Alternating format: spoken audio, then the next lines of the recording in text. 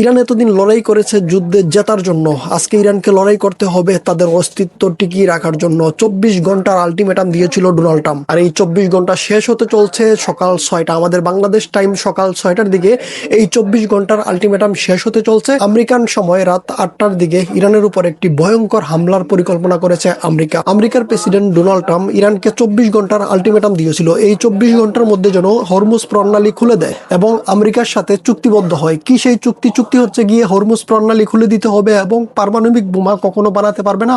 IRGC যে সংগঠন রয়েছে মিলিটারির, সেটাকেও বন্ধ করতে হবে, রিজিম চেঞ্জ করতে হবে। রিজিম হচ্ছে গিয়ে এখন যে বর্তমানে ইরানের শাসক গোষ্ঠী রয়েছে খামিনিকে পরিবর্তন করে যে আগে যেই রাজা পেলবি ছিল তাদেরকে আবার পুনরায় ক্ষমতা দিয়ে দিতে হবে। এক রাতেই সম্পূর্ণ ধ্বংসযজ্ঞের পরিকল্পনা। প্রেসিডেন্ট ডোনাল্ড ট্রাম্প অন্তত কঠোর ভাষায় বলেন, আগামীকাল রাতটি হতে পারে সেই রাত যখন পুরো একটি দেশকে মানচিত্র থেকে সরিয়ে দেওয়া সম্ভব। প্রেসিডেন্ট ডোনাল্ড ট্রাম্প স্পষ্ট ভাষায় বলছে ইরানকে মানচিত্র থেকে মুছে ফেলবে। এখন প্রশ্ন হচ্ছে, তাহলে কি ইরানের উপর পারমাণবিক বোমা মারতে যাচ্ছে? আপনারা নিশ্চয়ই জানেন আজকে সকালে যে হামলাটি হতে চলছে, এই হামলায় টার্গেট করবে বেশিরভাগ বেসামরিক স্থাপনাকে, যেমন রেল লাইন, সেতু এবং হচ্ছে গিয়ে বিদ্যুৎ কেন্দ্র। বেসামরিক সকল স্থাপনাকে টার্গেট করা হবে। ইসরায়েল থেকে কিন্তু একটা ঘোষণা দেওয়া হয়েছে ইরানের সাধারণ জনগণকে যে তোমরা ট্রেন ব্যবহার করবে না, আজকে রাতে কেউ ট্রেন দিয়ে যাতায়াত করবে না, কারণ আমরা রেল লাইন গুলোকে টার্গেট করে করে হামলা চালাবো। এটা নিঃসন্দেহে একটা যুদ্ধ অপরাধের কাজ। তারপরও আমেরিকা যেহেতু এই নিয়মগুলো তৈরি করেছে, কোনটা যুদ্ধ অপরাধ কোনটা যুদ্ধ অপরাধ না, এই নিয়মগুলো আমেরিকা তৈরি করেছে,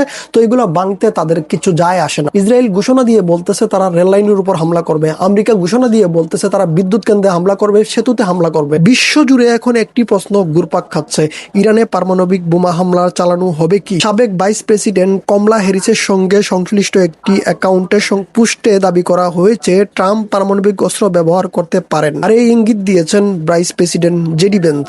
যেহেতু আমেরিকার প্রেসিডেন্ট ডোনাল্ড ট্রাম্প বলছে ইরানকে মানচিত্র থেকে মুছে দেবে, সেহেতু ইরানকে যদি ধ্বংস করতেই হয় তবে ব্যবহার করতে হবে পারমাণবিক বোমা। কিন্তু ভুলেও যদি আমেরিকা ইরানের উপর পারমাণবিক বোমা নিক্ষেপ করে তাহলে কিন্তু পরিস্থিতি আরো ভয়াবহ হতে পারে।